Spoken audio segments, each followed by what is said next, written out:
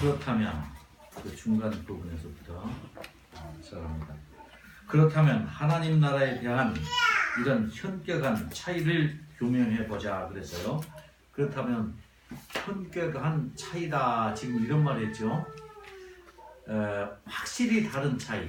그러면 그 비교해야 할 두 대상가 어디죠? 하나님 나라 둘이 지금 시내 사는 상황과 시내 산에서 지금 모세는 이스라엘 백성들을 애굽으로부터 이끌어와서 시내산에 와서 누구를 만납니까? 하나님을 만나고 거기에서 뭘 합니까? 백성이 되고 하나님이 되고 이스라엘이라고 하는 나라를 이제 구성하는 것이죠. 그러니까 지금 그 모세 시대 때 하나님 나라는 보이는 하나님 나라, 가시적인 하나님의 나라, 가시적인 천국, 이렇게 말할 수가 있죠. 그리고 거기에서 그의 백성들과 하나님이 이제 하나님은 자기들의 나라의 왕이 될 것이고, 그리고 이스라엘 백성들은 그들의 적극적인 의지로 하나님의 백성이 될 것이고, 그리고 이제 그들과 함께 그 언약식을 해요. 내가 너의 하나님 되겠다, 너희들은 내 백성이 되겠다. 그래서 언약식을 하고, 그리고 그 언약식을 하는데 백성들을 대표해서 70인 장로가 시내산에 중턱까지 오르고, 그리고 꼭대기에는 상당부에는 모세가 있고, 그리고 그 위에 구름 속에는 빽빽한 구름 속에 하나님이 계시고, 그리고 모든 이스라엘 백성들은 산 아래에 이제 사면에 포진해 갖고 있어요. 지금 이것은 언약식을 하는 거예요. 그 언약식이 뭐냐면 이스라엘 나라를 이제 공포하고 설립하겠다. 그렇게 해서 나는 너희의 왕이 되고 너희들은 나의 백성이 되고, 그리고 이제 나라가 필요한데 그 나라는 내가 인도해 가겠다. 그것이 하나님의 나라가 있는데 내가 가겠다. 그것이죠. 그리고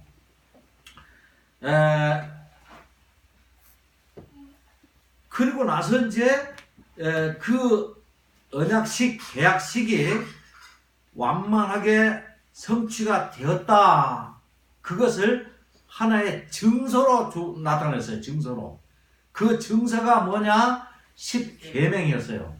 10계명은 돌판으로 만들어졌지만 이것은 계약식의 계약 문서예요. 문서.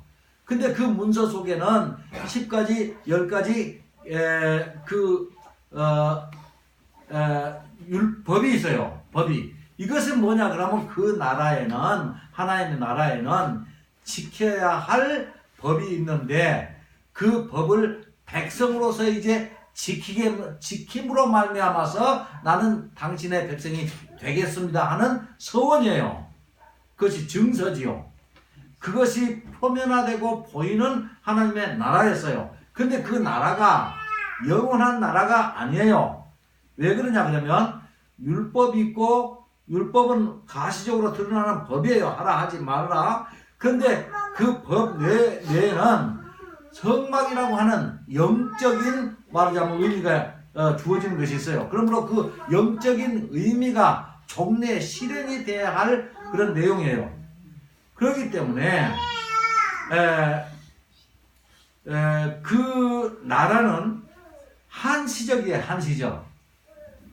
그 한시적이라는 말은 무슨 말이에요? 영원하다 하지 않다 그런 얘기죠. 잠시 동안 어느 한 시점까지만 이 나라는 말하자면 그 역할을 할 것인데, 당시에 거기에 참여하는 나라로서는 이스라엘, 즉 아브라함의 야곱의 12 아들들의 이름으로 지어지는 12지파가 일단은 이스라엘이라는 이름으로 이제 참여하게 되지만, 거기에는 또한 이방인의 대표도 들어와서 그 언약식에 참여했다는 것이죠. 이방인도. 그러니까 결국은 지상에 있는 모든 민족이 이 언약식에 참여했다 그런 뜻이에요. 그런데 지금 이 나라하고 이제 때가 되어서 하나님께서 그 아들의 순차적인 나타남으로 말미암아서 이루어질 그 참된 하나님의 나라. 다시 말하면 아까 이스라엘은 가시적이고 보이고 실물로 보이지는 모형의 나라였다면 이제는 실체의 나라가 하나님의 아들이 오심으로 말미암아서 이루어질 것인데 그 나라하고 어떤 현격한 차이가 있다는 얘기예요. 그럼 어떤 차이가 있냐 그러면 구성 요건은 다 갖췄어요. 12지파가 올라왔죠. 12지파가 그 산에 다 이렇게 동참했죠. 그러면 그 12지파를 대신해서 예수님께서 12지파를 대신하는 12 이스라엘의 기둥, 즉 제자들을 불러 모으시고 그 12명을 올라오게 하셨어요. 올라오게 하셨죠. 그 다음에 백성들의 대표로 누가 올라가느냐? 구약시대는 백성의 대표로 70인 장로가 올라갔었죠. 그 산에.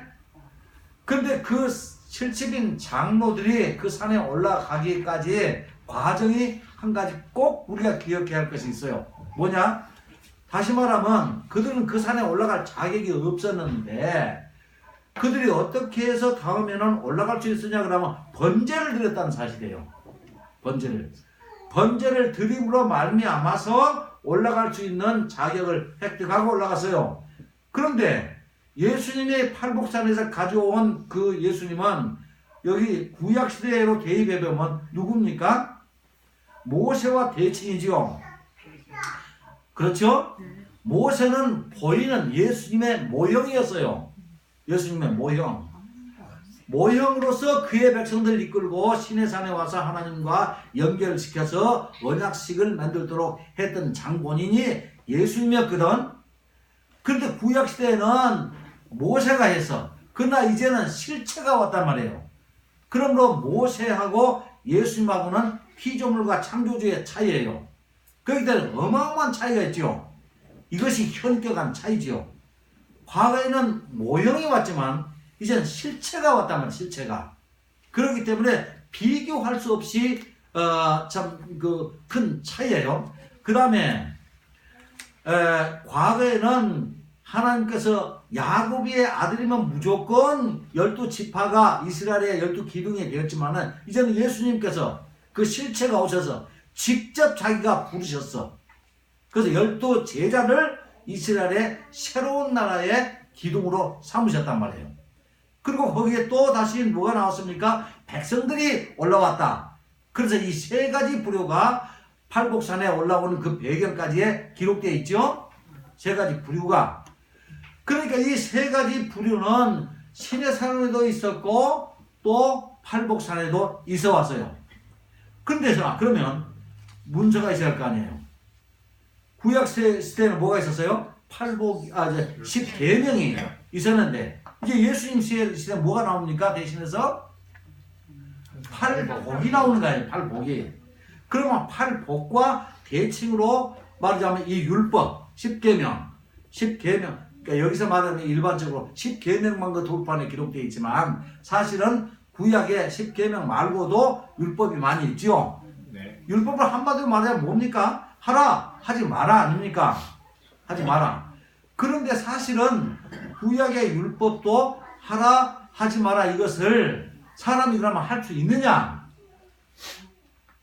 저는 어렸을 때부터 아무 법이나 하나도 어기지 않고 다 지켜왔습니다. 그런 사람 손 들어봐요. 우리나라 실정법, 뭐 형사법이 됐든지 무슨 법이 됐든지 뭐가 됐든지 나는 다 지켜왔습니다. 예를 들자면 어디 가서 담배 꽁초 하나 버렸다든가 그거 무슨 법이 있죠? 그거 걸리는 거죠. 또 어디 가서 침 한 번 뱉은 것도 이거 안 되는 거죠. 그러니까 사실 말은 이거 다 지키려면 사람이 지킬 수는 없는 거예요. 그럼 사람이 다 못 지켜. 어저께는 그 뉴스가 요즘 그 톱으로 지금 말하면 손석희 씨가 그렇게 우리나라에서 유명한 그런 그 앵커가 사장이 그 차를 받아놓고 그냥 도망갔대. 그래갖고 지금 난리가 났죠. 차를 후진하다가 탁 받았는데 당연히 내려가가지고 그만한 집이면 차 주인이 누군지 살펴서 다친 거 있으면 물어준다든가 그래야 되는데 도망을 갔어요. 그것도 하필이면은 그 레카차 있잖아, 레카차. 그 차를 끌고 가고 사고 났을 때 처리하는. 예. 근데 그 차가 엄청나게 빨리 달리잖아요. 그거 달린 거 보면 무섭잖아요. 근데 그 사람이 쫓아갔으니 안 잡힐 수가 있습니까? 잡혔어. 그러고 보니까 손석희 씨야. 그래가지고 거기서 이제 그 150만 원인가를 주고 이제 무마를 이렇게 했다고 하는데, 아무튼 그런 사람들도 그렇게 어겨. 그러니까 법이라고 하는 것이 지키기가 사실은 굉장히 어려워. 그러면 이거 못 지키면 무조건 뭡니까? 우리가 사람은 속여서도 하나님은 못 속여. 내가 너 어디서 뭘 하는 거 봤어. 하나님은 중시지 않은 분이기 때문에 다 보고 계시거든. 그러면 이 사람은 어떻게 합니까? 조그만하게 있어 어기었으면은 천국 못 가. 그렇죠? 그런데 하나님께서 그런 법을 주셨어. 그러니까 사람들이 처음에는 지킬 줄 알았어. 근데 나중에 보니까 못 지키겠거든. 난 모르는 것도 하나님은 다 보신다 그러니까, 그러면 지킬 사람 어디가 있어요? 그러니까 너희들은 죽었다. 너희들 천국 못 가, 지옥 가. 이렇게 하니까, 그러면 나는 어떻게 하라고? 이렇게 말하니까 방법이 있지. 무슨 방법? 그러면 성막으로 가거라. 성막으로 가면 네가 잘못했던 것을 대신에 갚아줄 분이 계셔. 그분 속에 숨어 있어. 그러면 해결돼. 그렇죠? 자, 그러면 지금 팔복산에서도 또 뭘 주셨냐 그러면 주님께서 네가 내 백성이 되고 나는 너의 왕이 되고 이렇게 한다면 당연히 이 나라가 있으니까 나라에는 법이 있을 거 아니에요. 그러니까 너희들은 천국의 시민법을 지켜라 하고 8복을 주었어요. 8복을 8가지 복을 주셨 8가지 계명을 주셨는데, 심령이 가난한 자는 복이 있나니. 자, 이제 앞으로 8가지 복을 하나씩 살필 거예요. 그렇지만 우리가 한번 생각을 해보세요. 일반적으로 심령이 가난해질 수가 있습니까? 우리가 사람이, 여러분들은 지금 모르니까 할 수 있을 것 같아. 왜? 가슴 치고 막 애통해하고 뭐 그렇게 하면 될 거 아니야. 애통할 수 있어요? 그리고 의에 줄이고 목말라 할 수 있습니까? 온유해질 수 있습니까? 어느 정도 수준으로 하나님이 말하자면 합격하는 그 수준을 할 수 있냐는 얘기죠. 못해요. 근데 예수님께서 그 법을 너희들도 이렇게 해라 하고 구약시대와 똑같이 주셨다면 예수님은 후속자입니까? 사람을 더 괴롭게 하는 분입니까? 그렇죠. 못하는 것을 구약시대에도 하게 해주셨어. 근데 지금 여기 팔복을 내용을 살펴보면 사람이 할 수 있는 것이 없어요. 못해요. 그러면 예수님은 지금 모세도 못하고 이스라엘 과거의 조상들도 못했던 것을 또다시 새로운 숙제를 주어서 못하면 죽어? 이겁니까? 그러면 우리에게 오신 그 말씀이 말하자면 육신이 되어서 우리에게 실제로 하나님의 그 아들이 오셨다는 그런 효과가 무엇입니까? 없지 않습니까? 그래서 복음이라는 게 뭔지 아세요? 복음이라는 것은 우리가 여러 가지 성경을 살피지만 가장 중요한 건 뭐냐 그러면, 그러기 때문에 예수님의 필요성을 강조하는 거예요. 강조. 다시 말하면 타락한 설교가 뭐냐? 타락한 설교, 잘못된 설교가 뭐냐 그러면 예수님의 필요성을 약화시킨다거나 무력화하는 것. 이것이 타락한 설교예요. 모든 설교는 어디로 이끌어져야 됩니까? 구약의 그 율법을 아무리 강의를 잘한다 할지라도 최고의 강의는 뭡니까? 이것 안 됩니다. 이것으로는 너희 죄인밖에 될 수가 없어. 너희들은 이걸로는 죽어. 그러므로 구약 최고의 율법 선생은 어떤 선생이었어요? 구원의 길이 있다. 이걸 말해야 될 거 아닙니까? 그래서 그리스도 하나님의 아들의 그 필요성을 극대화시키는 것. 그것이 참된 선지자고 복음주의자예요.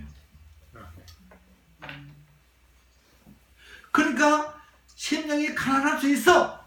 너희들 또 배고픈 사람처럼 의를 사모하고 뭘 사모하고 심령이 막 거지처럼 막 그렇게 해봐. 그래갖고 될 수가 있습니까? 그런데 그렇게 하라고 하는 것은 뭡니까? 그렇게 하라고 하는 설교는 결국은 그리스도의 사역을 무력화시키든지 약화시킨다는 얘기예요. 약화시킨다는 얘기. 그러면 성경은 하나님 가장 싫어하는 것이 뭐 하나 있어요. 유대인들은 율법 다 지켰습니다. 우리가 뭐가 필요합니까? 하고 그래놓고는 네가 필요한 것이 있다.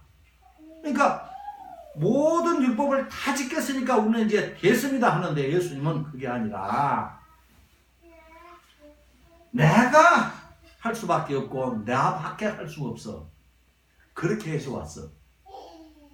그러므로 나의 필요성 이걸 예수님을 거절해버리면 율법 아무짝에 소용없다는 얘기예요. 그러니까 율법을 나는 지켰습니다 하고 지금도 율법을 지키자 하고 이렇게 합시다 그러면 주님이 기뻐하실 것입니다. 이렇게 계속 한단 말이에요. 그런 동안에 예수님은 어디가 됩니까? 나변으로 비켜나게 되지 않습니까? 우리가 하는 동안에 우리는 절대 못합니다. 나는 죽었습니다. 그래서 당신이 필요합니다. 이게 복음이에요. 이게 복음. 그러니까 이 두 나라 차이. 그러니까 다시 말하면 여기서 잠깐 정리를 합시다. 팔복을 우리 보고 완성하라고 꼭 그렇게 하라는 얘기입니까? 아니면 뭐예요? 뭐였죠? 그럼 하지 말까요? 팔복을 우리가 심지어 가난해서는 안 됩니까? 원위해서는 안 됩니까? 이거는 천국의 시민법이에요. 그러므로 우리는 비록 우리는 할 수가 없지만 그리스도 안에 들어가서 그리스도가 우리를 하게 해줘요. 그래서 오늘요 하나님께서 참 우리에게 오늘 은혜를 베푸셨던가 봐. 오늘 아침에 조금 전에 순서에 우리가 성시를 교독했죠. 성시 교독했는데 아주 좋은 오늘 말씀하고 정확히 딱 맞는 성시를 교독했어. 자, 그 요한복음 3장 16절이 뭐지요? 하나님이 세상을 이처럼 사랑하사 독생자를 주셨다. 그런 얘기죠. 그런데 이 하나 말씀만이 있는 게 아니라 여기는 짝꿍이 있는 또 신학에 짝꿍이 있는 말씀이 있어요. 뭐냐 그러면 요한 1서 4장. 요한 1서의 4장에 보면 그것도 사랑장이에요. 이것도 굉장히 중요한 선구예요. 3장 반물. 거기에 보면 무슨 얘기가 하냐 그러면 오늘 그 우리가 지금 오늘 논하고자 하는 내용의 해답이 거기 들어있어. 보세요. 맨 마지막에 어느 때나 하나님을 본 사람이 없으되 맨 마지막입니다. 이게 없으되 만일 우리가 서로 사랑하면 아가페의 사랑을 서로 나눌 수 있고 실현할 수 있다면 하나님이 우리 안에 거하시고 그의 사랑이 우리 안에 온전히 이루어진 결과예요. 다시 한번 봅시다. 하나님을 본 사람이 없으되 만일 그러니까 하나님을 본 사람이 없지만 우리가 만약에 어떤 사랑을 온전히 실행할 수 있었다면 그러니까 이것이 불가능한 건 아니에요. 나는 이제 그 팔복을 완전히 사람은 할 수 없다 이걸 말하는 것이 아니라 어떻게 보면 할 수 있어요. 여러분도 할 수가 있어.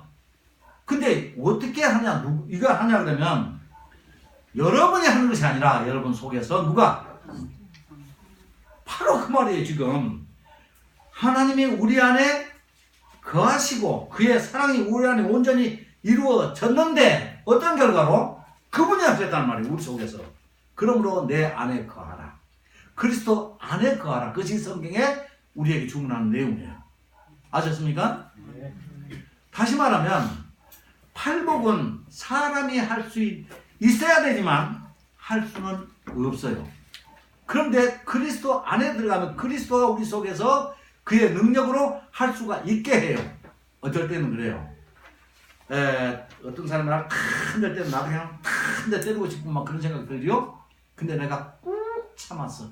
왜? 하나님을 믿는 사람인데 똑같이 할 수가 없지 하고 꼭 참아놓고 내가 전에 같으면 내 성격을 이거 못 참는데 내가 오늘 이거 엄청난 걸 했네. 누가 했을까요? 여러분 속에서 여러분 인격을 지배하시는 주님께서 하게 하시면 할 수가 있다 그런 얘기죠. 다시 말하면 사람이 나도 살려고 내가 이런 것도 할 수 있었을까 그런 걸 많이 느낄 때가 있어. 근데 나로서는 못해. 근데 지나고 나서 보면 하나님께서 하셨구나 그런 생각을 하게 되거든. 그래서 주님은 그리스도 안에 들어오면 그리스도가 할 수 있는 것이고, 그러나 우리가 비록 못한다고 할지라도 심령이 가난하고 온유하고 위에 줄이고 이걸 우리가 실제로는 결론적으로 우리가 못해, 그러니까 포기해, 이게 아니에요. 못하지만 그리스도 안에서 그리스도가 하게 하시면 할 수 있다는 걸 우리의 신앙의 목표로 삼아야 된다는 얘기예요. 왜?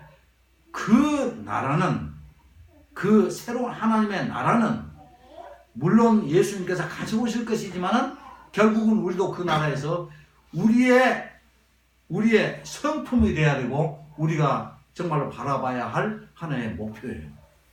목표. 아셨죠? 그러니까 우리 이제 팔복은 어떻게 보면 해답을 얻었어요. 해답 다 얻었죠? 결국 무슨 말입니까? 그리스도 안에 거하라. 그리스도가 해답이다. 지금 그 얘기를 하는 거죠. 왜? 지금 팔복이 16장 16절 이전에는 뭐라 그랬어요? 그분이 누구이신가? 그러므로 팔복은 지금 여기서 팔복은 그 16장 이전이지 않습니까? 그러면 그 이전이니까 지금 우리가 이 부분을 어떻게 설명해야 할까요? 우리가 할 수 있으니까 예수 너희도 하고 예수님 다 하라 그런 얘기 아니죠?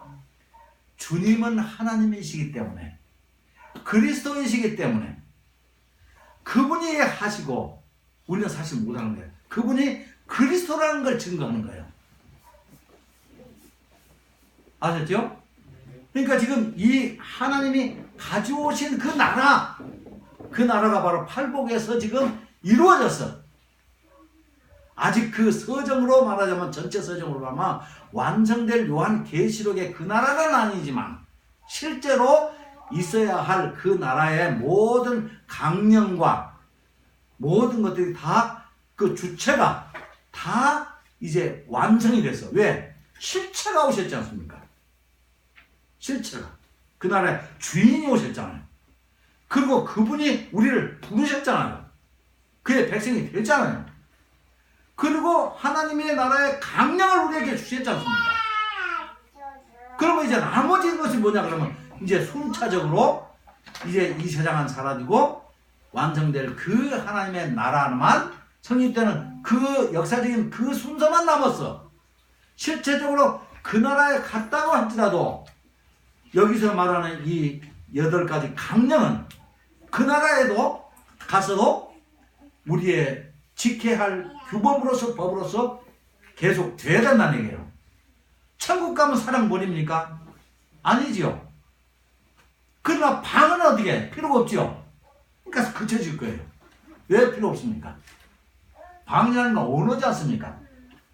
언어는 통일된 하나님의 나라에서 언어가 통일되는데 방언이 무슨 필요가 있어? 거기 가서 영어 필요 없어요. 무슨 말씀인지 아셨죠? 네. 그러면 이제 우리의 모든 시선이 지금 이제 시내산에서 팔복산으로 이제 옮겨왔지요. 그리고 그 나라에서 예표로 보여줬던 것이 실체의 나라가 어떻게 달라졌는가 하는 것을 현격한 그 차이를 이제 알았지요. 이제 알았죠? 네. 그러면 이제 해결이 다 된 거 아닙니까? 그거 어렵습니까? 아주 쉽잖아요.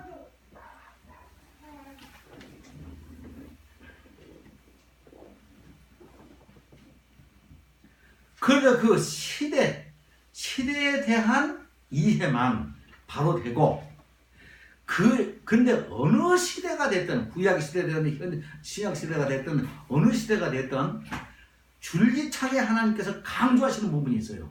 그게 뭡니까? 아까 말씀드린 대로, 그리스도의 필요성을 극대화시키는 거야. 이래도 그리스도, 저래도 그리스도, 말로만 오직 그리스도. 이런 게 아니에요. 모든 말씀을 그리스도 안에서 뿌리해야 돼. 그러니까 율법을 기가 막히게 잘 알았던 유대인들도 거기에서 율법의 핵심인 예수 그리스도를 싹 빼버리니까 뭐가 됐어요? 주님께서 내가 도무지 너희를 알지 못한다. 이렇게 돼버린 거예요. 다시 말하면 구약의 핵심의 그 율법의 완성이 누굽니까? 예수 그리스도예요. 근데 예수를 빼고 율법을 얘기하고 있어요, 지금. 말이 안 된다는 얘기죠. 신약 시대도 마찬가지예요. 설교의 가장 타락된 설교가 뭡니까? 그리스도의 절대적인 필요한 그리스도를 절대화하지 아니하고 무력화시킨다든지 약화시켜요. 마치 우리가 뭔가를 할 수 있을 것처럼. 그래서 내가 지난번에 말씀드리지 않습니다. 그리스도의 역할을 약화시키는 설교를 해갖고 그런 강의를 했던 스펄전이라든가 이런 목사님이 팔복을 제 아무리 사람들 보기로는 아름답게 미리하게 설명했지만 틀린 설교를 했다는 얘기죠. 이런 사람이 The Prince of Preacher, 설교의 제왕이 돼요. 이게 말이 됩니까? 세상은 이렇게 됐어요, 구조가. 나는 그 양반 있으면 한번 더 논쟁을 한번 해봤습니다. 그래서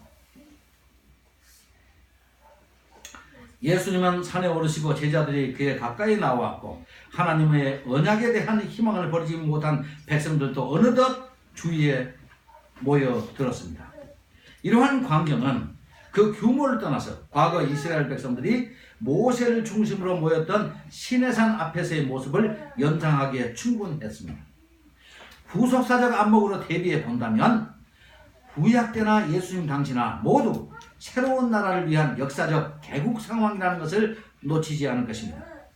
당시 이스라엘 백성들은 과거 이스라엘처럼 애굽에서 바로를 왕으로 섬기다가 모세를 따라서 나와서 아직 그들이 섬겨야 하는 목자를 만나지 못한 상태로서 광야에서 우왕좌왕하던 모습이었다면 당시 예수님 주위에 모여들었던 백성들 또한 목자 없는 양같이 유리하다가 여기에까지 이른 것입니다. 생각을 해보세요. 좋은 것들을 찾다면 예루살렘에 가면 다 있어요. 옷 잘 입은 사람, 번화한 거리, 무슨 뭐 좋은 멋진 말을 하는 바리새파 제사장들 거기 다 있죠. 근데 왜 거기를 가지 않냐고 이 백성들이 이 빈들로 이렇게 찾아왔냐는 거예요. 예수님은 이들을 불쌍히 여기셨습니다. 왜 그렇습니까? 그들은 유대인들의 가르침을 거부하는 자들이었어요. 저거는 아니다. 요한복음 10장의 양의 장에서 그런 얘기했죠. 내 양은 내 음성을 안다. 그랬죠. 다시 말하면 바리새인들이나 사두개인들 또는 이 제사장들의 이 가르침, 율법적인 가르침이 저거는 아닌데 하는 뭔가 모르지만 속에서 거부하는 게 있죠. 그것이 그들 속에 있었기 때문에 혹시라도 다른 소리를 들을 수 있지 않을까 하고 광야에 나왔단 말이에요. 지금 그들을 예수님께서는 어떻게 평가하시냐 그러면 렘넌트라고 평가해 주셨다는 얘기예요. 그들이 성향을 가만히 보면 심령이 가난한 자였어요. 그들이 가난하니까 자꾸 먹을 것밖에 생각은 나나. 나 어렸을 때 하도 배가 고파가지고 하루 종일 먹을 것만 생각이 나. 뭘로 배를 좀 채워버릴까. 왜? 너무나 가난해서. 근데 그것을 의를 찾아서 심령이 가난하고 그렇게 되는 거예요. 심령이 우리는 배가 고파서 먹을 걸 찾는 것이 아니라 우리의 심령의 배고픔의 그 상대를 찾았다는 거예요, 이 사람들이. 그래서 광야에 나온 거예요. 그러니까 그 전에 세례 요한이 그들에게 너희들이 여기까지 나온 이유를, 목적을 분명히 하라고 다그쳐요. 어떻게 말합니까? 너희들이 찾는 게 뭐냐는 거야. 여기 빈 데서 찾을 게 뭐냐는 거예요. 그것이 불명한가 하면 여기 올 필요 없다. 옷 잘 입은 사람 예루살렘 가라. 좋은 소리, 좋은 음악, 좋은 문화, 시설 예루살렘 가라. 거기 있지 않느냐. 여기서 찾을 것이 있다면 뭘 찾느냐. 그 목적을 분명히 알아. 이거거든 지금.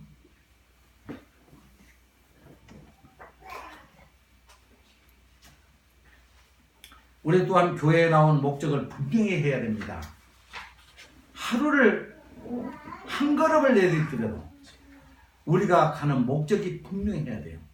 제가 제일 싫어하는 한국에 속담이 있다 그랬죠? 뭡니까? 친구 따라 강남 가는 거. 거기에서 뭐가 쏙 빠졌습니까? 내 주체의식이 없어요. 내 주체는 친구에게 맡겨놨어. 어디로 가든지.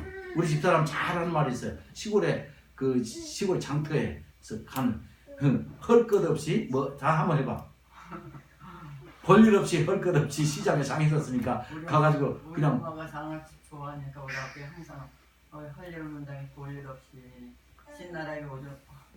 가만히 놈이 받아주고 우리 엄마가 이렇게 다닙니다.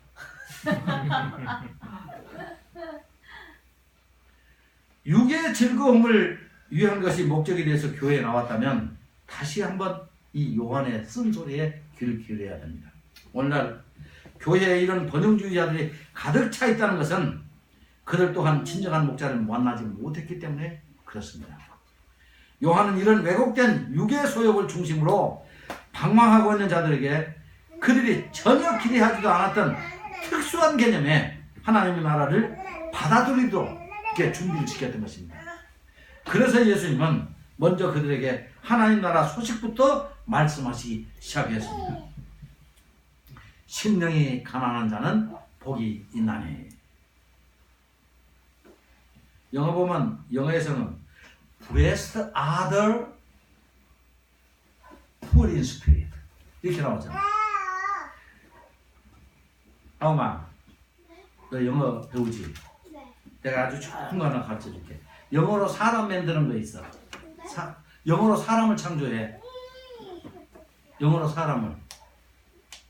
좋겠다. 영어로 사람을 만들어. 다 만들 수 있어. 이거 한 가지만 알면 그냥 간단하게 영어 사람을 다 만들어. 자, 형용사 있지. 예쁜, 미운, 또 친절한, 뭐 여러 억울한 무슨 뭐 전부 다 이런 뭐뭐한 이런 말은 전부 다 형용사야. 그런데 형용사 앞에다가 정관사 덜을 딱 붙여봐. 그러면 전부 다 사람이 돼버린 거야. 사글이 사람이 돼버려. 그러니까 봐. 카인드 친절한이지. 그 앞에다가 덜을 딱 붙여봐. 더 카인. 그럼 무슨 말이냐면 친절한 사람. 사람이 돼버렸지. 친절한 사람. 그 다음에 키가 커. 그럼 큰. 그럼 빅. 그잖아? 그럼 앞에다가 더를 붙여봐. 더 빅. 그러면 키가 큰 사람. 그렇게 돼버려. 그러니까 형용사 앞에다가 더만 붙이면 사글이 뭐가 돼버려? 사람이 된다는 거야. 알았지? 그러니까 지금 심령이 가난한 자는 복이 있나니 이렇게 됐죠. 심령이 가난한 자는 복이 있나니. 이 얘기를 들었을 그 팔복산에 올랐던 제자들 또 무리들이 그 소리를 딱 듣고 억장이 아마 확 무너졌을 거야. 아마 사람들. 왜 그랬을까요? 뭔가 저 사람이 뭔가 큰 일을 저지른다는 걸 알고 왔어. 왜 알았습니까? 이 사건 이전에 요한복음 2장에 보면 예수님이 이적을 만들었거든. 최초 이적. 뭡니까? 언제 만들었어요?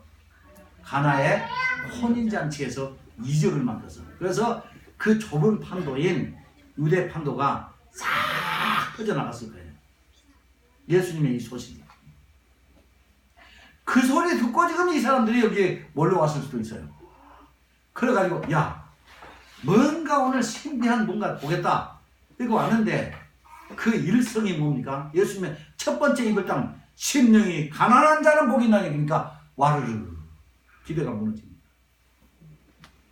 세상에 뭔가 기대하고 먼 길을 이렇게 왔었는데 뭐 심령이 가난해? 심령이 눈에 보이는 겁니까? 먹을 수 있는 거예요? 배고프고 지치고 힘들어하는 이 사람들에게 지금 당장 필요한 게 뭐겠어요? 먹을 거. 그렇죠. 근데 심령이 가난한 자는 복이 있나니? 이거 어디다 갖다 써먹어? 그들은 모두 그들이 받을 복이 있다면 그것은 자신의 박, 즉 외부로부터 오는 것이라고 생각하고 있었을 것입니다. 나는 절대로 부자 될 수 없어. 나는 절대로 내 스스로 이 배를 충족할 수 없어. 외부로부터 누군가가 주면 된대. 근데 그걸 준다는 말을 듣고 싶어서 왔는데 그 얘기를 완전히 뭉겨버리죠. 그러나 예수님께서 말씀하시는 모든 복은 내부에서 오는 상태, 즉 사람의 마음의 상태 속에서 발생한다고 말씀하시는 것입니다. 오늘날 교회가 무엇을 하면 천국에 가고 무엇을 하면 하나님께서 기뻐하신다고 그러는데 그게 아니라 천국은 뭘 했느냐 안 했느냐 그것으로서 천국을 가름한 것이 아니라 천국은 어떻게 결정된다고? 마음속에서 믿는 내용, 그 콘텐츠의 믿음의 콘텐츠에 따라서 천국과 지옥이 갈라진다는 얘기예요. 내용, 만질 수도 없는 이 내용, 마음속에서 일어난 어떤 심령적 작용이 어떻게 해서 우리에게 절실하게 필요한 이 복이 될 수 있다는 말인가? 심령에서 일어난 이러한 복의 주체가 예수님으로부터 시작될 수 있다고 한다면 지금 그들 외부에 계시는 이 예수님은 동시에 그들 심령 속에도 계실 수 있다는 것을 의미하는 것이죠. 그렇죠? 밖에서 모든 문제가 해결된다고 하는데 그렇게 믿고 있는데 예수님은 심령이 가난한 자는 복이 있는데 천국이 너희 것이라고 이렇게 말씀드렸죠? 그러니까 다시 말하면 내 심령 속에 그 필요한 것을 공급해 줄 수 있는 사람이 예수님. 그렇다면 예수님은 그의 밖에도 안에도 계실 수 있다는 것을 말하는 거예요. 8가지 복은 예수님을 그들 마음의 중심에 모셨을 때 가능해진다. 그런 것을 의미합니다. 그런데 이러한 심령 속에서 일어나야 하는 변화가 어떻게 현실적인 복으로부터 박탈된 우리들에게 진정한 축복을 가져줄 수가 있는가 하는 점입니다.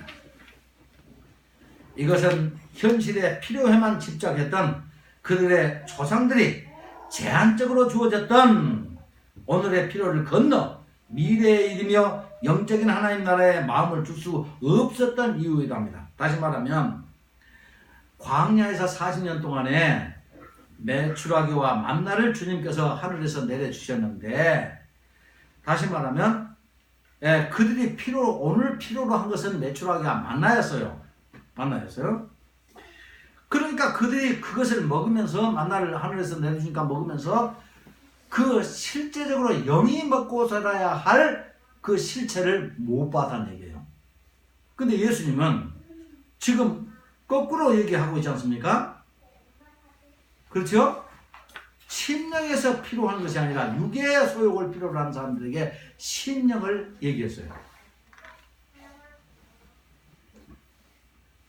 그리고 이것은 여전히 오늘도 교회 내에서 넘기 어려운 문제입니다. 그래서 신령한 목사님들은 자꾸 뭘 얘기해 줍니까? 네가 실제로 육이 배부를 수 있다고 말을 해요. 그래야 육에 배고픈 사람들이 그 목사님이 신령하다. 저 목사님이 기도해주면 손에서 뭐가 나온다. 그렇게 믿는단 말이에요. 그러니까 누가 지금 양보한 거예요? 백성들이 목사들에게 지금 이거 양보한 겁니까? 목사가 하나님 말씀 양보해서 거짓말하는 겁니까? 목사가 하는 거예요. 성경의 역사를 통해서 볼 때 하나님으로부터 주어지는 모든 육적 은혜들은 단 한 번이라도 인간들에게 만족을 줄 만큼 충분한 양, 다시 말하면 무제한적으로 주어진 적이 없어요.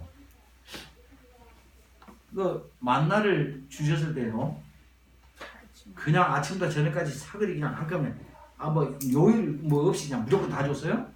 계속 줬어요? 아니죠. 딱 정해진 시간만 딱 줬어요.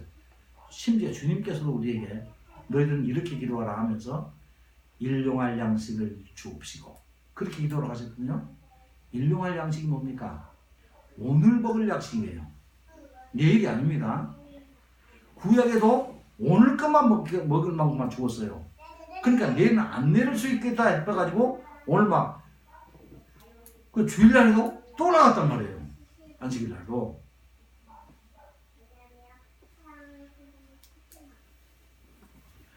왜 그러면 하나님께서 풍성하게 그들에게 계속 주시지 않았느냐. 지금 그들에게 먹고 충분히 배부르는 거 이렇게 만드는 것 이것이 하나님의 목적이 아니에요. 하나님은 오히려 그들에게 굶주리도록 하십니다. 모자라도록 하셨습니다. 왜? 그로 통해서 뭘 하려고? 하나님을 의지하게 하려고. 오늘 다 줘버리면요. 내일 먹을까지 줘버리면 내일 교회 안 나옵니다. 하나님 의지 안 해요. 그러니까 오늘 배고프고 오늘 딱 끝나면 또 배가 고프면 또 다시 먹을 생각이 나면 주님께 나올 거 아니에요. 그걸 기대하는 거예요. 다시 말하면 주님 의탁하고 주님만 바라보고 주바라기로 살아라고. 아멘. 어떻게 보면은 1년치 막 2년치 이렇게 막 주셨다 그러면 그것은 사랑이 아니라 저주일 수도 있어요. 그래서 어떤 사람들에게는 하나님 믿지 않는 사람 그러잖아요. 어째서 악인들이 저렇게 부흥하고 형통하고 저렇게 하는 거. 그래서 구약의 의인들이 막 가슴을 쳤어. 믿는 사람들은 항상 쪼달리고 힘들고 그렇게 억울하게 막 당하고 살아가는데 저 악인들이 막 번성하고 있거든. 그러니까 시편에서도 왜 그러냐고 항의를 하지 않습니까? 그것이 하나님의 축복인지를 깨달아라 그것이죠. 왜? 우리 인간을 하나님은 누구보다도 더 잘 아시고 창조하셨습니까? 우리는 배고프면 더 나은 걸 찾아. 주님 찾지 않아요. 그래서 우리에게 굶주림을 주시고 한계를 주셨다는 것은 우리에 대한 축복이에요. 그분의 사랑의 표현이에요. 아시겠습니까? 왜 그러냐면 이 나라가 하나님이 완성하실 그 세상이 아니거든. 오병이어의 이적 또한 제한적이기 때문에 무리들이 이 오병이어의 이 음식을 먹고 계속해서 예수님을 쫓아다녔어요. 왜 그렇습니까?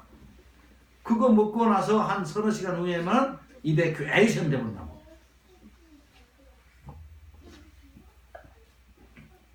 아마 또 하나. 너 똥 누다 영어로 뭐냐? 똥 눈다는 영어로 뭐야? 이베큐에이션. 해봐. 그럼 막 밀어낸다는 얘기야. 막 창자상 밀어내버린다. 철수하다. 뭐 이게 똥 누다. 이런 말이 이베큐에이션. 알았지? 영어 시간도 가르쳐주고 참 좋겠다. 아무리 좋은 것을 하나님으로부터 받아서 500년을 먹었다 해도 서너 시간 후에는 다시 이베큐에이트 돼버렸단 말 나왔다고. 그러면 또 먹고 싶겠죠. 그러니까 계속 쫓아다녔어. 예수님이 갈릴리 바다 건너가셨다니까 배 타고 거기까지 쫓아다녀. 그러니까 예수님이 그걸 따라하셨죠. 너희들이 나 쫓아온 거 내가 알지. 먹고 배불러서 또 먹으려고 왔지. 충분하게 안 줬어요. 이제 달라고 하고 우리 왕되려니까 거부하셨어. 왜? 하나님 나라가 그것이 아니거든.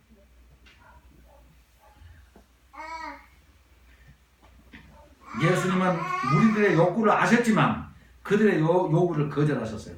모든 인간적 충족, 필요 충족은 이 땅에서 이루어지는 것이 아닙니다. 진정으로 인간들은 하나님으로부터 주어지는 육적 축복들을 넘어서 앞으로 완성될 하나님의 나라를 위하여 마음을 쏟을 수가 있어야 됩니다. 번영주의자들은 그것이 가능하다고 말해요. 거짓말이죠. 그러나 변화산에서 주님이 특별히 관심을 가지셨던 그 제자들이라도 보세요. 할 수 없다. 내가 거짓말이라고 그랬죠. 왜 거짓말이냐? 예수님께서 세 사람의 제자를 특별히 불렀어. 그리고 변화산에 데리고 갔어. 그리고 거기서 예수님이 변화하는 모습을 구약의 선지자들과 함께 보여줬어. 그랬더니 당장 이들의 반응이 나와. 어떻게 나옵니까? 여기가 좋사. 지금 산 밑에는 불인지 물인지도 모르고 막 넘어지고 기복품 물고 다 죽어가고 있어. 근데 그들의 사명을 완전히 잊어버려요. 그런데 우리가 여기 조사오니 주님을 위하여 누구를 위하여 초막 셋을 짓겠습니다. 내려가지 맙시다는 거예요. 이것인가요? 이게 번영주의자들이에요. 그러나 하나님은 인간들의 한계를 너무나 잘 아십니다. 탕자에게 돈이 남아있을 때 그는 결코 아버지를 기억하지 않았습니다. 굶주림과 삶의 위협 앞에 섰을 때 비로소 풍성하신 자기의 아버지를 기억했을 뿐입니다. 예수님께서 이스라엘에 많은 병자들과 굶주리는 사람들이 있다 하는 것을 아셨지만은 자신의 능력으로 그들을 치료하거나 먹이시지 않았어요. 그렇지 않습니까? 예수님 오셨다고 해서 이스라엘 백성의 가난한 자가 다 없어졌습니까? 아니잖아요. 예수님은 그때만 필요한 것. 다시 말 그래서 우리가 예수님의 이적이 어디서 나타납니까? 전반부에 나타나죠. 복음서. 전반부에 다 나타나지. 거의 다 나타나요. 그러면 그 말은 무슨 말이겠어요? 어? 그런 것을 통해서 내가 너희들의 배고픔을 해소하겠다 그런 얘기가 아니라 다른 목적이 있었어요. 다시 말하면 그분이 그리스도시요 살아계신 하나님의 아들로서 오셨다 이것을 증거하기 위해서 그런 것을 잠시 사람이 할 수 없는 것을 보여주셨을 뿐이에요. 그가 베푼 각종 이적이나 은혜들은 그것 자체가 목적에 대해서 결코 행해지지 않았습니다. 그것들은 완성될 하나님의 나라를 가르치는 오직 도구로만 사용했다는 사실을 아시길 바랍니다. 우리의 시선이 그분이 완성하실 하나님 나라에 모아지게 하기 위해서 우리들에게 결핍이나 질병 같은 것들을 허락하신다 그런 사실입니다. 그것은 과거 이스라엘이 시내산에서 율법과 성막을 동시에 받았음으로써 나타났습니다. 이스라엘 조상들은 율법을 통해서 은혜의 성막으로 나아가는 길을 보지 못했습니다. 피를 흘리며 죽은 제물을 항상 보면서도 대속을 위하여 죽으시는 주님의 피를 보지 못하였고 만나를 먹으면서도 생명의 양식이 되시는 예수님을 만나지 못했습니다. 이것은 하나님 나라의 진행 과정이나 구속의 역사를 알지 못하기 때문에 나타나는 그런 현상입니다. 번영주의자들은 또한 번영된 삶의 무게의 중심이 있기 때문에 하나님 나라는 그저 죽은 후에나 당연히 가게 되리라는 그런 나라 정도로만 인식을 하고 있는 것입니다. 그래서 그들은 축복성에는 오직 축복만 있지 십자가의 구속의 복음은 없습니다. 팔복의 구조는 분명 이 세상의 시각과는 완전히 다릅니다. 하나님이 예고하셨으며 예수님께서 가져오신 나라는 그 규모와 내용면에서 처음부터 세상적인 가치를 넘어서는 것이었습니다.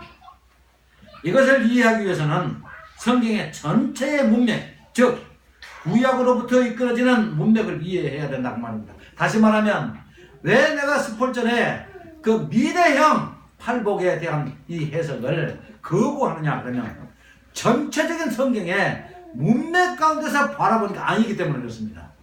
그렇죠? 소문맥, 중문맥, 대문맥이 있는데 그 문맥의 그 구조가 말하자면 위로 상향식으로 구조가 조정을 받도록 그렇게 만들어놨어요. 그게 하나님의 뜻입니다. 그러므로 그 구조 속에서 이 말씀을 바라보면 미래 시절 심령이 가난하면 앞으로 향후에 이렇게 될 것이다가 아니라 이미 구약 시대 때부터 하나님이 약속하셨던 그 하나님 나라를 그리워하고 또 그 예수 그리스도가 핵심이 되는, 메시아가 핵심이 되는 그런 사상으로 그분을 기다렸던 백성들에게 너희들이 해법인 그렇게 해왔기 때문에, 나를 보기를 그대로 소망하고 갈급해 왔기 때문에 이제 그것의 실현으로 나를 보았다. 그렇기 때문에 너희들은 복이 있다는 거예요. 그래서 blessed are the people who in spirit.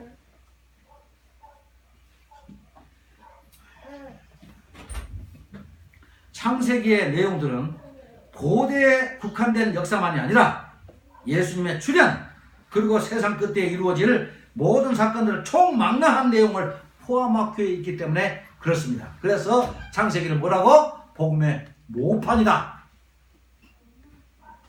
이러한 특별한 역사인식 없이는 결코 하나님의 나라를 이해할 수가 없는 것입니다. 산헤드린 공회의 의원이었던 니고데모의 사건, 다시 말하면 요한복음 3장의 사건은 이러한 역사인식 없이 예수님을 이해하려고 했던 유대교의 구조적인 잘못이 있었다는 것을 지적하는 내용입니다. 다시 말하면 아무리 구약복음 하나라는 말씀을 뜯어보고 찾아봐도 문맥의 구조를 우리가 살피지 못하고 그 구조의 질서를 알지 못하면 아무런 소용없다는 얘기예요. 그래서 지난번에 말씀드렸죠. 성경으로 얼마든지 성경을 파괴할 수가 있다. 그렇게 했죠. 전에 의사가 그런 말 했죠. 내가 꼭 죽으려고 독약만 먹을 것이 아니라 좋은 아주 고단위의 영양소라도 우리의 몸의 이 신진대사의 흐름을 방해할 만큼 먹어버리면 죽는다. 그랬어요. 하나님의 말씀을 가지고 깊이 파고든다 하면서 결국은 하나님의 말씀을 그 질서를 파괴시키는 일이라는 얘기입니다. 이것을 방지하고자. 그래서 내가 지금 계속해서 마태복음 5장의 문맥, 이 소문맥을 보면서 계속해서 그 중문맥인 모세의 말하자면 5경 그것을 도입을 해가지고 계속해서 지금 이 말씀을 지금 풀이하는 그런 방법을 가르치는 겁니다. 그렇게 보니까 하나님 나라의 질서와 모든 것이 다 보이게 되잖아요. 그 성경을 이 문맥 구조화에 봐라. 예수님께서 그에게 니고데모에게 거듭나야 하는 그 필요성을 주문했지만은 그는 유대교의 율법의 전문가 중에 전문가이면서도 이 말씀의 의미조차 이해하지 못해요. 그래서 뭐라고 이상한 소리 합니까? 아니, 거듭나라고요? 내가 이렇게 늙은 사람이 어머니의 뱃속에 어떻게 다시 들어가서 다시 나올 수 있단 말입니까? 이렇게. 근데 이거는 단지 니고데모의 얘기만이 아닙니다. 율법에 정통했던 모든 학교가 다 그래요. 실제로 지금도 신구약을 함께 갖고 있는 여러분들도 거듭난다고 하는 의미를 몰라요. 무엇이 거듭남일까? 그리고 예수님께서 그에게 하나님이 세상을 이처럼 사랑하사 독생자를 주셨으니 이는 그를 믿는 자마다 멸망하지 않고 영생을 얻게 하려 하시니라. 그 유명한 말씀을 이렇게 하셨죠. 예수님의 신분에 관한 이것은 자기 계시일 뿐만 아니라 다시 말하면 여기 하나님이 세상을 사랑하사 독생자를 주셨다. 지금 자기 얘기를 하고 있는 거죠. 하나님 나라의 완성도가 포함된 성경 전체의 문맥에서 나온 말씀인 것입니다. 예수님은 처음부터 창세기부터 끝으로 요한계시록까지 연결된 하나의 선으로서의 하나님 나라의 개념으로 역사의 인식을 하고 있어요. 근데 반면에 유대교는 유대에 국한된 점으로서의 역사관을 갖고 있었기 때문에 점이 뭡니까? 성경을 유대인들의 필요에 따라서 성경을 운용을 했다. 그렇기 때문에 하나님 나라가 보일 수가 없어요. 그래서 그들이 어떻게 했습니까? 유대에 주어졌던 하나님 나라의 복음이 유대 밖으로 나가려고 하니까 기겁을 했어요, 이 사람들이. 그게 방해라는 겁니다. 복음은 우리 안에서만 있어야 된다. 하나님 나라는 우리 이스라엘 안에만 있어야 된다. 이것이 밖으로 나가면 안 된다. 실제로 그 사람들이 그러면 그렇게 살았냐 그러면 그것도 아니죠. 사무엘 시대는 어디 계십니까? 사무엘 시대 이전에 하나님의 그 임재의 상징인 법궤를 가지고 어디로 갔어요? 이스라엘 밖으로 나갔잖아요. 복음을 전하기 위해서 갔어요? 웃기는 얘기 아니에요. 그러다 뺏겨버리죠.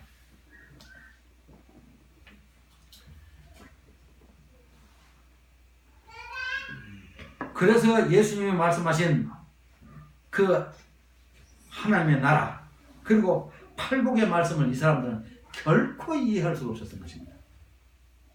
이러한 편협된 역사인식은 오늘에 와서 더욱 만연하고 있는데 이것은 교회마다 개인 번영에 기초한 축복 성회를 주도하고 있다 하는 것이 증거하고 있는 것입니다. 교회마다요, 여러분들은 안 들어서 모르겠지만은 아마 다른 교회를 가보세요. 계속해서 축원함, 축복 빼고는 별로 없어요.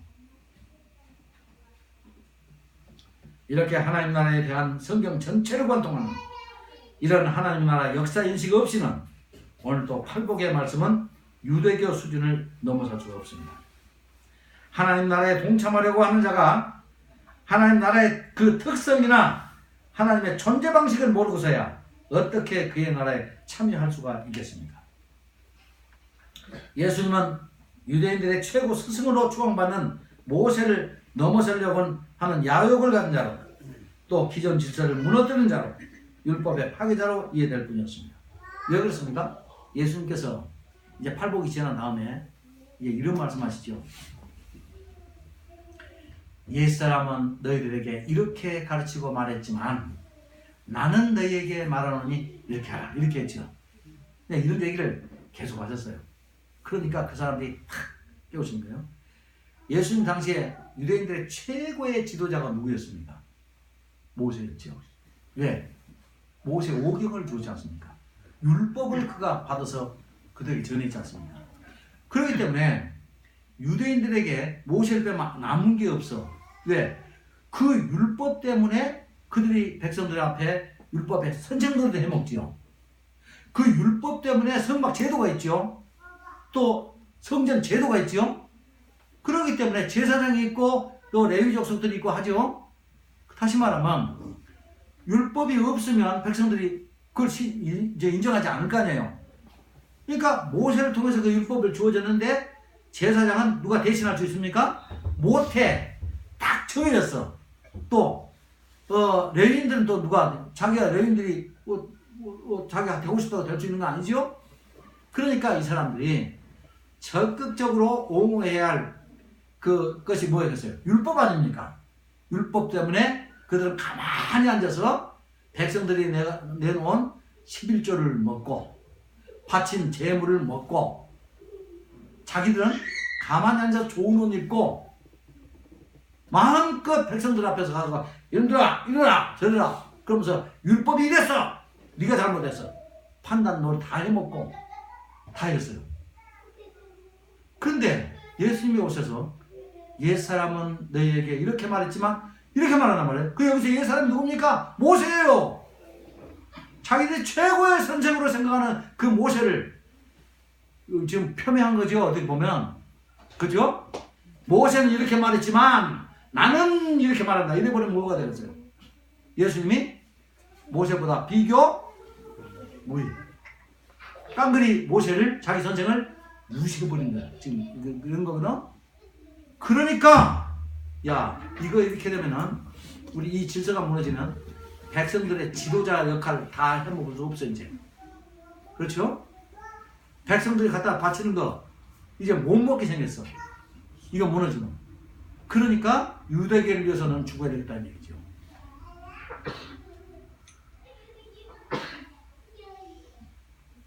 그러니까 그들이 몰아가야 할 것이 뭡니까?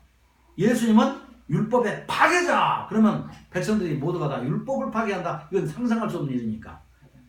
죽여야 마땅하지. 이렇게 되지 않겠어요? 그렇게 되어버립니다. 이러한 인식이 심지어 바울도 그러지 않습니까? 예수님을 죽였어. 또 스데반 집사를 죽일 때 바울이 내가 책임질게 했어. 그래놓고 나서 내가 주님을 위하여 하나님을 위하여 최고의 좋은 일을 했다고 열심히 특심이어서 남 안 하는 것을 나는 다 하나님을 위해서 했다고 이렇게 나왔어요. 누가? 사울이. 그러나 나중에 복음을 알고 그리고 바울이 되고 나서 그가 했던 말을 기억해보세요. 예수님이 누구신가를 제대로 알고 하나님 나라를 알았어요. 그러고 나서 그가 뭐래요? 내가 했던 거, 내가 과거에 예수님 만나기 전에 했던 거, 그것들 얼마나 나쁜 짓이었는지 아느냐? 그래서 나는 죄인 중에 괴수가 됐어. 괴수. 율법으로는 아무 흠이 없다는 사람, 그렇게 자랑하던 사람이 나는 죄인 중에 괴수다. 이 극과 극의 얘기를 합니다. 뭐가 그렇게 변화를 줬을까요?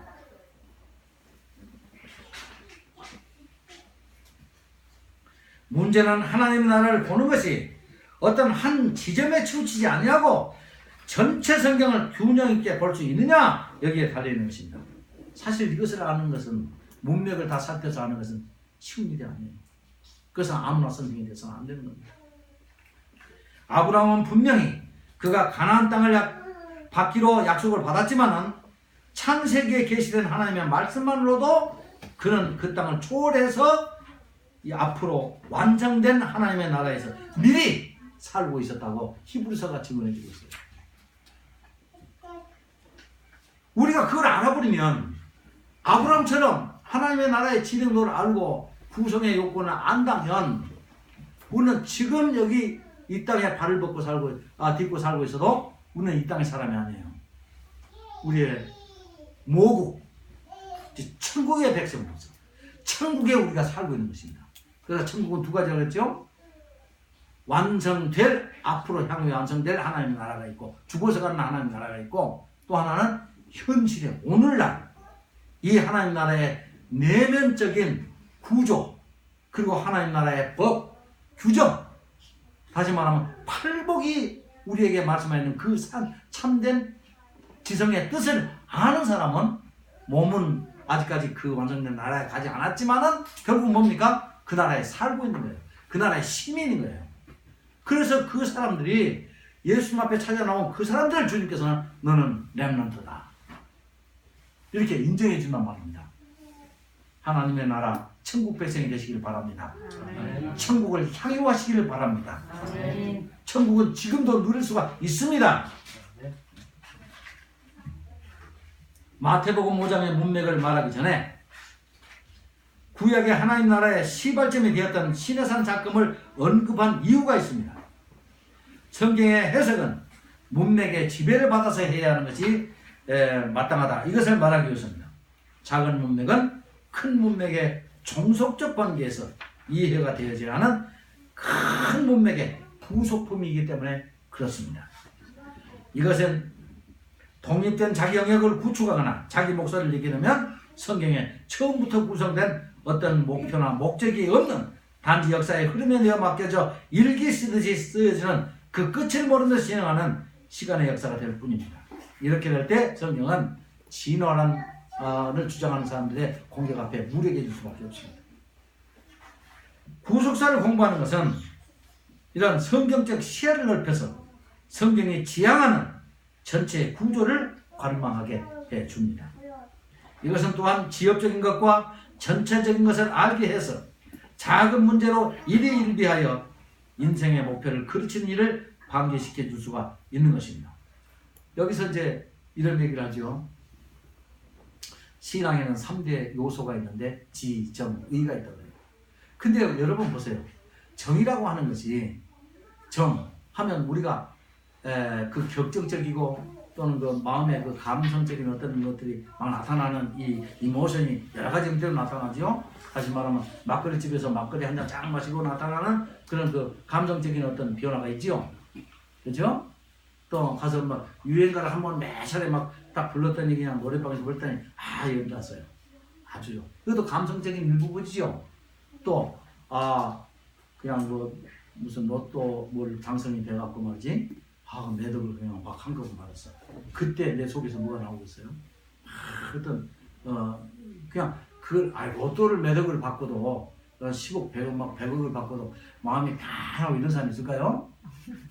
없겠죠. 그러니까 뭔가 막 뭐 상상할 수 없는 어떤 마음의 뭐 변화가 막 움직임이 있을 거 아니에요? 뒤집어지겠죠. 그렇죠. 그러면 이런 것이 전부 다 어떻게 보면 감성적인 부분이에요. 이런 것들이.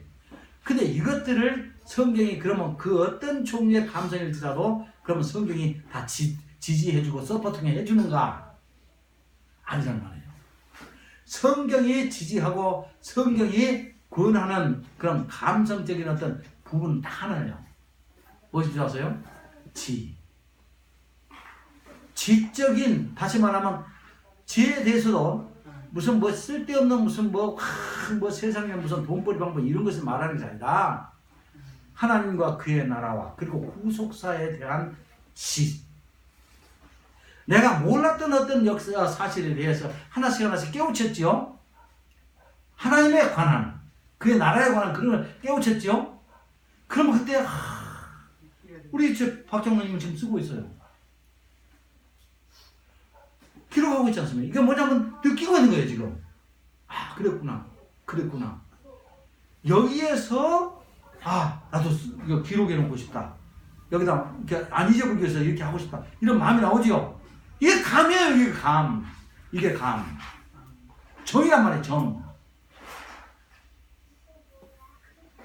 다시 말하면 하나님의 신지식에 관한 한 몰랐던 어떤 한 부분을 하나씩이라도 성령에 의해서 깨닫고 나서 그때 느껴지는 그 감이 막 이렇게 막 흥분하고 이렇게 나타나지 않았다고 해서 그것이 감성이 아닙니까? 아니지요. 조용하면서 정말로 그런 말이 있죠. 여자는 눈으로 울어. 근데 남자는 가슴으로 운다. 그런 말이 있어요. 사실. 여자는 손수건으로 운대, 남자는 주먹으로 운대요. 눈물 닦아. 다시 말하면 진정한 참된 그런 감성, 그건 진리를 알았을 때 진리로부터 오는 그 감성을 말하는 거예요. 막걸리 집에서 흥분하는 그 감성이 아니란 말이에요. 멜로디가 아름다운 노래를 막 불렀을 때 그 복음성을 부르고 막 즐거워 그런 게 아니란 말이에요. 그런 감성. 그러면 우리 교회가 맨날 성경 공부만 하니까 감성이 메말랐습니까?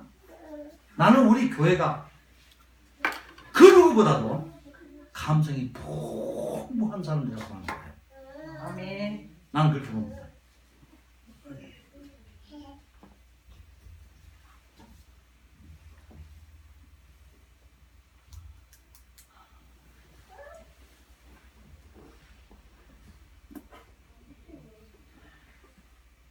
마태복음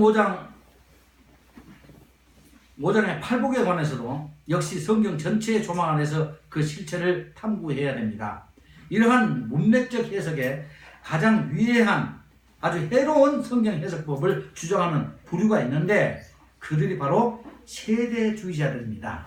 여러분, 저도 사실은 세대주의가 무엇인지 잘 몰랐어요. 그런데 어떤 분이 그런 얘기를 하더라고요. 저 생명의 출판사? 말씀사. 거기에 그 출판사에 나온 책 가운데 70%가 세대주의에 영향을 입은 책이라고 그렇게 말했어요. 나는 뭔가 그랬어요. 다시 말하면 누가 어느 목사나 어느 성도들에게 당신 세대주의지 그러면 난 절대 아니라고 말해요. 그런데 그 목사의 설교를 들어보면 부분적으로 세대주의의 주장을 하고 있어요. 난 몰라가지고 그 세대주의의 땡지를 모르고 하고 있는 거예요. 그러면 세대주의가 뭐냐 딱 하나만 얘기를 하냐면은 성경의 전 시대를 7시대로 딱 구분한다 이렇게 말하면 아유 내가 언제 그랬어요. 그래서 나는 그렇게 안 한다고 생각을 해. 그래서 나는 7시대로 구분 안 했으니까 나는 세대주의 안 한다고 생각을 해. 근데 그 안에 감춰진 모든 악마는 어디 들었다고? 악마는 디테일이 들었다고.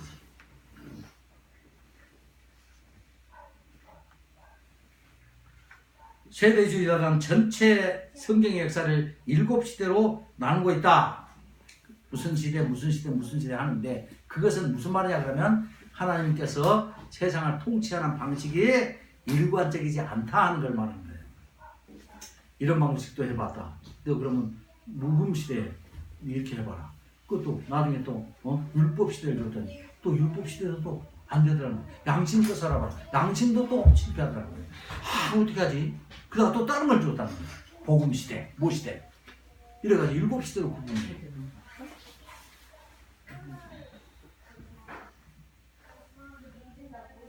그래서 각 시대마다 하나님의 세상 경영의 원리가 다르게 나타났다. 이렇게 말합니다. 그들이 누군지 아세요, 여러분? 세대주의의 그 본산이 10월 24일 옛날에 이장님이라든가 또 서달석이 유명한 사람이죠. 그럼 그 사람들 없어졌습니까? 지금부터 해요. 지금도요. 유튜브를 딱 펴면은 그 인천의 그 유명 사랑 심리교회 사랑 무슨 교회 거기에 무슨 그 사람 이름이 누구더라? 아마 지금 그 교회가요 얼마나 유명해졌는지 엄청 크다는데 부산에서도 주일날 올라가요. 예배 참석하는 마산에서 올라가요. 그렇게 대단해요. 근데 그 사람 하나 솔직한 것이 있어요. 나는 세대주의랍니다. 이 얘기를 해요.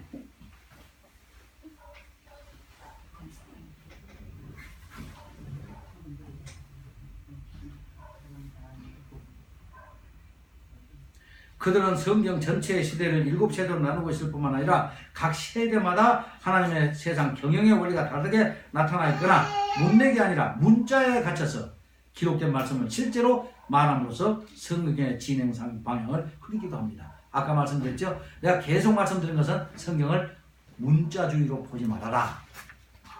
그렇게 말했죠? 문자로 보게 되면 뭐가 안 보인다고요? 이무당이 말하는 대로 잎사귀는 못해 숲을 못 본다. 유대인과 이방인들의 신분을 이 사람들은 또 다르게 말합니다.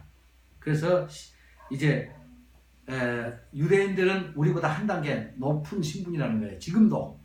그래서 나중에 주님께서 오셨을 때 재림하실 때 이 사람들은 특별히 다시 관리한대요. 특별히 관리해요. 유대인들은 또 먼저 부르신대요.